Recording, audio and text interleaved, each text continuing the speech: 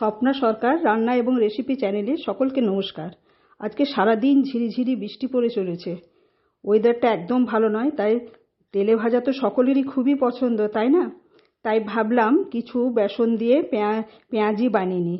বহুদিন আগে দিদির কাছেই শিখেছিলাম এটা পেঁয়াজি বানানো, তাই ভাবলাম যে নিজেই বানিয়ে নিই এবং তারই রেসিপিটা আপনাদের সাথে শেয়ার করে নিই। চলুন দেখে নিই।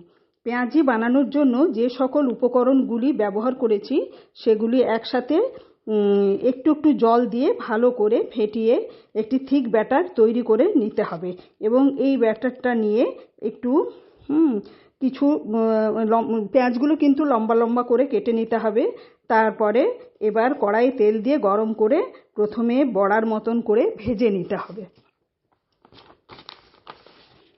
তারপর সব কয়টি ভাজা হয়ে গেলে একটি প্লাস্টিকের ওপরে রেখে হাতে চাপ দিয়ে চ্যাপ্টা মতো করে নিতে হবে।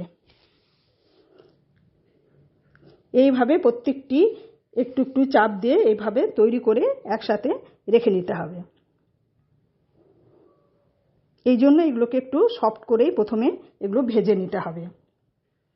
এবার ওইগুলি আবার ওই কড়াইয়ের তেলের মধ্যে দিয়ে একদম লো ফ্লেমে চুলার আঁচ একেবারে কম করে দিতে হবে। তারপরে লাল লাল করে ভেজে নিতে হবে। লাল লাল করে ভাজা হয়ে গেছে। এবার এগুলো একটি পাত্রে আমি এগুলো তুলে নেব।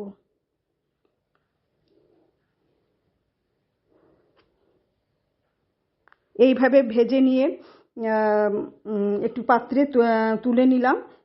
আমার তৈরি হয়ে গেল গরম গরম পেঁয়াজি ভাজা।